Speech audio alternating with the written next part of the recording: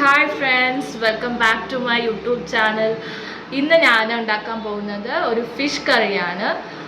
എനിക്കിന്ന് കിട്ടിയിരിക്കുന്ന ഫിഷ് അയലയാണ്. അപ്പം ഒരു അയല വെച്ചിട്ടുള്ളൊരു ഈസി ആയിട്ടുള്ളൊരു മീൻ കറിയാണ് ഉണ്ടാക്കാൻ പോകുന്നത്. അപ്പോൾ നമുക്ക് എങ്ങനെയാണ് ഉണ്ടാക്കാമെന്ന് നോക്കാം. ഞാൻ നേരത്തെ എൻ്റെ ചാനലിൽ കുറച്ച് റെസിപ്പീസ് ഷെയർ ചെയ്തിട്ടുണ്ട്.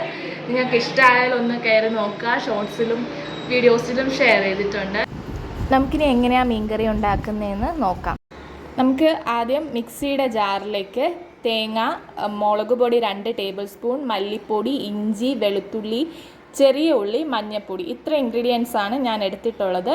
ആദ്യം ഇത് മിക്സിയുടെ ജാറിലിട്ട് ഒന്ന് മീൻ കറിക്ക് അരയ്ക്കും പോലെ ഒന്ന് അരച്ചെടുക്കുക. മഷി പോലെ വേണം അരച്ചെടുക്കാൻ വേണ്ടിയിട്ട്. അപ്പോൾ നമുക്ക് ജാറിലേക്ക് അരച്ചെടുത്തിട്ട് കാണാം. നല്ല മഷി പോലെ അരച്ചിട്ടുണ്ട്. നേരത്തെ പൊടികളെല്ലാം ചേർത്ത് നല്ല രീതിയിൽ അരച്ചിട്ടുണ്ട്. ഞാൻ ഇതിലേക്ക് ഇനി തക്കാളി ആഡ് ചെയ്ത് കൊടുക്കുകയാണ്. ഇനി തക്കാളിയും കൂടെ ചേർത്ത് ഒന്ന് പേസ്റ്റായിട്ട് അരച്ചെടുക്കുക.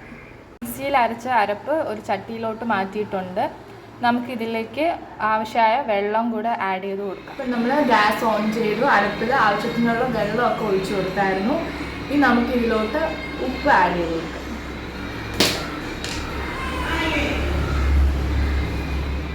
ഇപ്പം നമ്മൾ ഉപ്പെല്ലാം ആഡ് ചെയ്ത് കൊടുത്തു. നമുക്ക് വേണമെങ്കിൽ ഇതിലേക്കിനി പച്ചമുളക്, മുരിങ്ങയ്ക്ക, മാങ്ങ ഇതൊക്കെ ആഡ് ചെയ്യാം. എനിക്കിപ്പോൾ മാങ്ങ, മുരിങ്ങയ്ക്കയൊന്നും അവൈലബിൾ അല്ല. നിങ്ങൾക്ക് കയ്യിൽ ഉണ്ടെങ്കിൽ മുരിങ്ങയ്ക്കയോ പച്ച മാങ്ങയോ ഒക്കെ ആഡ് ചെയ്ത് കൊടുക്കാം ഈ അരപ്പിലോട്ട് തന്നെ. ഇപ്പോൾ കുറച്ചുകൂടെ ടേസ്റ്റി ആയിരിക്കും. അരപ്പ് നല്ല രീതിയിൽ തിളച്ച് വന്നിട്ടുണ്ട്. നമുക്ക് ഇതിലേക്ക് പുളി വെള്ളം പിഴിഞ്ഞ് വെച്ചിട്ടുണ്ട്, അത് ആഡ് ചെയ്ത് കൊടുക്കാം.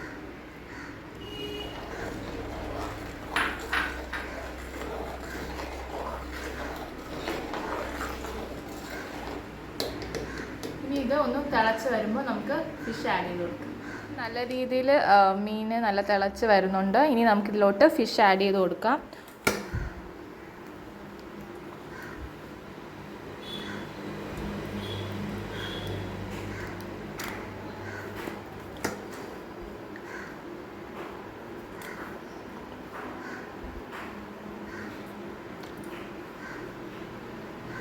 നന്നായി തിളച്ച് വരുന്നുണ്ട്. നമുക്കിതിലേക്ക് കുറച്ച് വെളിച്ചെണ്ണ ഒഴിച്ചു കൊടുക്കാം.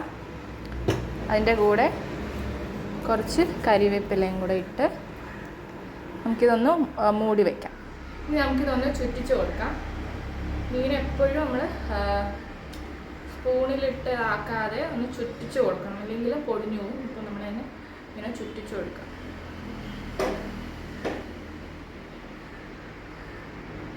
ഇനി നമുക്കിത് മൂടി വയ്ക്കാം.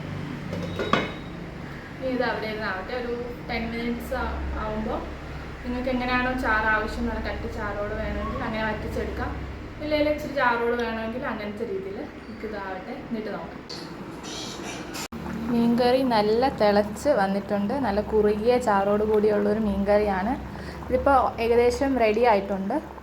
നമുക്കിതിനി ഓഫ് ചെയ്യാം.